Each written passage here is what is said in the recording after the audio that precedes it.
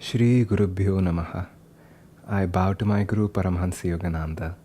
I bow to his great lineage of Gurus, starting with Mahavatar Babaji, through Lahiri Mahashai and Swami Shri Yukteswar Giri. I bow also to my divine friend and guide, Swami Kriyananda. So friends, welcome to the third episode in this series on the Mahabharata. We are right in the middle of the story right now. I want to give you a brief recap before we move on with the rest of the story in this episode. So in the last episode, what we discussed was the beginning of the story of the Mahabharata as told by Vyasa. We started with King Shantanu, who's ruling the kingdom of Hastinapura. And Shantanu marries Ganga, the celestial being, and he has 8 sons through her. But due to circumstances, the first 7 children die when they are babies. And the son that survives is his 8th child, who is named Devavrata. And Devavrata is a great warrior and a great prince who Shantanu crowns in order to inherit his kingdom. And in the middle of all this, now since Ganga has gone her way, Shantanu falls in love again. Now he is smitten by another lady, Satyavati. However, Satyavati's father is not yet consented to give his daughter to Shantanu in marriage because he's concerned that her offsprings will not be treated the same way as Devavrata is. So that's where we left the story in the last episode. Now, Devavrata cannot bear to watch his father sad. He decides to take matter in his own hands and he goes to have a conversation with Satyavati's father. But soon he realizes there is no third option here. Satyavati's father is very clear about what he wants. He wants Bhishma to relinquish the right over the throne so that Satyavati's offsprings could inherit the kingdom. And Devavrata himself being a celestial being and one of very, very noble nature, he takes a very terrible vow. He makes a divine proclamation saying he will relinquish any right he has over the throne of Hastinapura. He renounces his status as the crowned prince of the kingdom. Satyavati's father certainly feels better, but he's not there yet. Now he says, okay, I understand you will not claim right to the kingdom, but what if? What if you marry and you have sons of your own? And what if they claim right over the kingdom and they get into a conflict with Satyavati's children or grandchildren? What about that? And in order to address that concern, Bhishma takes another terrible vow. Sorry, Devavrata at this point. He takes another terrible vow. And he says he will live a life being fully celibate. He will have lifelong practice of celibacy. He will not take on a partner or have children of his own. Now, these are not small vows that somebody can take, especially somebody who has been trained all his life to inherit the kingdom and to be a noble king of Hastinapura. It was not a small deal for Devavrata to make such grave promises. And when he does that, the story says the heavens part, flowers are showered upon him. Nobody can believe he can take on such a vow and live with it. And that's when he gets the name Bhishma, which means just grave or terrible, because that's the kind of vow he has undertaken. He has taken this extreme vow of renunciation in order to make this marriage happen between Shantanu and Satyavati. So at this point, Satyavati's father says, okay, I will let Shantanu marry Satyavati and she will be the queen of the land. And Bhishma, now he's no longer Devavrata, he has become Bhishma, goes up to Shantanu and gives the happy news. Shantanu, it's a bittersweet news for Shantanu because obviously his beloved son will no longer be his successor, but at the same time he's going to get to marry Satyavati, so he deals with that. However, all the ministers and the elders in the kingdom, they are not happy. They were banking on Devavrata or Bhishma to become the king and rule this kingdom. Now, to make that uncertain about who's going to be the king and who's going to be, what is Satyavati's son going to be like, they don't know anything, so they are very concerned. So Bhishma again makes another vow. He says, I will protect the kingdom. I will be always the protector, holding Hastinapura's highest welfare in my mind at all times. I will take the place to rule this country until Satyavati sons are ready to take on the kingdom from me. I will always stand by Hastinapura. I will always stand by the throne protecting this kingdom. So this is not a small story, and this is where the story of the Mahabharata literally starts, and I'll explain what I mean by that. Bhishma, as we already saw in the previous episode, represents Ahankara. He represents that identification with the body, the mind, the intellect, and all parts of it, this delusion of separation. Because as soon as creation has been manifested, there is the delusion of individuality, of being separate from the spirit, from one another. And Bhishma represents that identification that creates that separation. He is the seed. Without that self-identification, there's no story. Nothing happens. In fact, Yogananda's guru, Swami Shri Yukteswar, talks of Bhishma this way. He says Bhishma is the grand old sire who is the reason for any existence. Without that self-identification, no activity is possible. Without that individualistic force alone causes the world to function, because that's what drives everything. And Bhishma represents that. So before him, he is the origin of the story of the Mahabharata.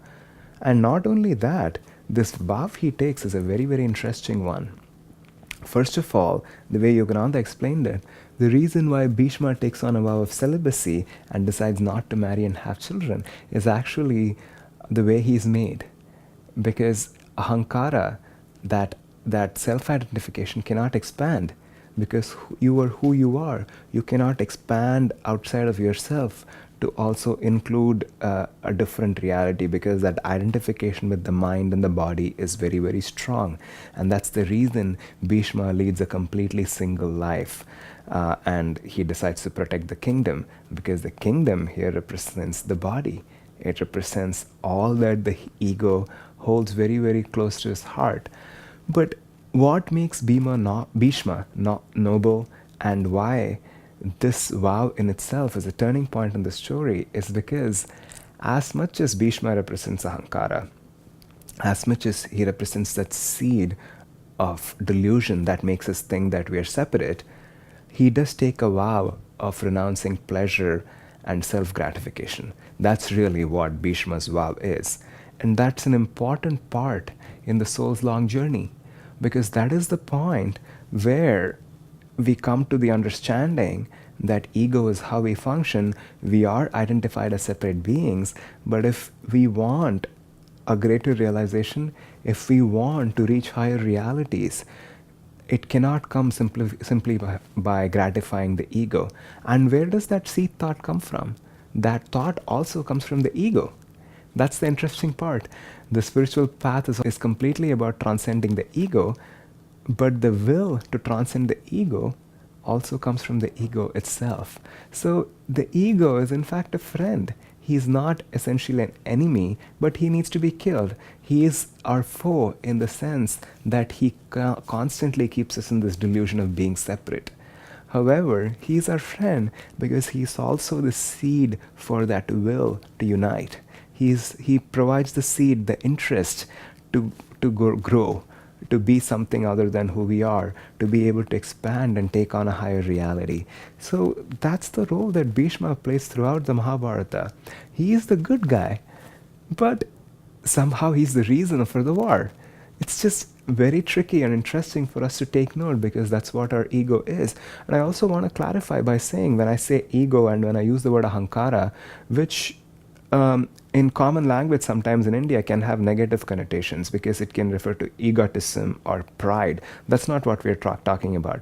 We are talking about that simple self-identification, not necessarily the tendencies of the ego to inflate itself, or the tendencies of pride or self-aggrandizement or anything like that. It's simply that seed thought that we are separate and we are this body, we are this mind, and we cannot expand beyond that. And that's what Bhishma represents. So Bhishma's vow is really the seed for the war. Because once the ego has decided that it's not going to live for self gratification alone, once the ego has decided that now it's going to dedicate itself to something higher than its own needs, then at that point the spiritual journey starts. And at that point, we go on this interesting road of self realization, of working through all the kinks of the ego to finally overcome and transcend the ego itself. The other interesting allegory that we find with Bhishma in the story of Mahabharata, it cannot be more explicit than this, is Shantanu at this point, because of the grave vow that Bhishma has undertaken, he gives him a blessing and a boon. He gives him all the austerities and the power of penance that he has. And through that power, Shantanu gives Bhishma a boon. And he says, "You're not immortal, you will die, but you will get to choose your own death. You cannot be killed by somebody else. You need to die out of self-volition. You will die only when you want to die. Nobody can take your life away from you." That's not a small boon either. And you can clearly understand what we are talking about in terms of symbolism, because the ego is so mighty and so powerful, and it is a seed that defines who we are. It cannot be killed by somebody else. God will not take that ego away from us, because that ego represents our own individual will, and in essence it's divine, and God cannot squish it, he cannot kill it. But the ego, out of its own volition, out of its own choice, can surrender. And that's the entire spiritual path, is one of self-offering. It's one of surrender, where the ego comes to understand that true bliss, true experience of higher states of consciousness comes by transcending limitation and the narrow realities of confinement within one's own body and mind. True spiritual progress comes by relinquishing one's own ego. And Bhishma's death is very graphic in the war. When we talk about the Mahabharata war, we will discuss all these things in more detail, but that's really what happens in the war, is people can wound Bhishma, they can take away his capacity to fight. A lot can be done to him, but he cannot be killed. And until he's not killed, the war is not over. Because until there is ego, he's going to protect the kingdom of Hastinapura, and his loyalty is to that delusion of separation. So, he's a tricky character. It's not always straightforward, but he is, I would say, the hero of the whole story, because it is Bhishma's journey. It is the journey of Bhishma's death, or rather, it is the journey of ego transcendence. That's what we are all talking about here in the story of Mahabharata. So Bhishma is an extremely important character for us to understand and appreciate. There is another piece that I should mention here, because I spoke about something metaphysical in the last episode, and I thought this is also worth mentioning, and a very interesting thing for us to note and appreciate in these scriptures is Bhishma is the 8th child, and of which the first 7 are killed. And if the story does not already ring a bell, I can give you a clue. You can think about the birth of Krishna. This is not the core of the Mahabharata, but in the Srimad Bhagavatam, the Bhagavata Purana, it talks about Krishna's birth, and it's not very different. Krishna is also the 8th child, of which the first 7 are killed. I won't go into the story right now, but it's maybe some of you are familiar with that. Krishna's mother is Devaki and his father is Vasudeva, and Devaki's brother Kamsa has imprisoned them because he has been told by an oracle that Devaki's son is going to kill him. So they are put in prison and they have children.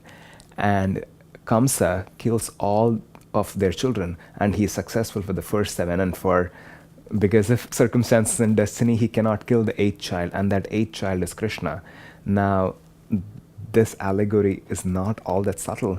It's because Bhishma and Krishna represent two sides of the same coin. And it's very, very important for us to appreciate here, because what Bhishma represents, that self-identification, that energy resides at this point in our physical body, the medulla oblongata. It's the point where the spinal column meets the brain. That is the seat of the ego. That is the seat of that self-identification in our own astral body. It is the negative pole of the 6th chakra called the Agnya, and that's what Bhishma represents. And Krishna represents the positive pole. He represents the purely ascended Kutastha Chaitanya. He is that seed of Christ consciousness that resides at the center of every atom of creation, and he represents the positive pole of that same chakra at this point in the spiritual eye.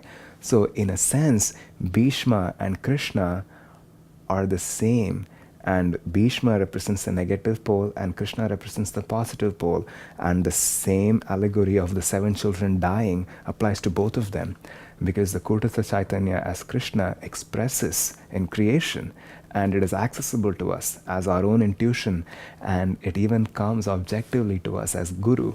So that consciousness is bestowed upon us when the time is right. And Bhishma is the seed from where we start. It is that essential self-identification that we all have, because of which we have to go on this journey. So we will learn more about Bhishma and Krishna and all the other characters. So I think I'll end this episode right here, but in the next one we will start talking about all the other characters that will come into play in the story. Namaste.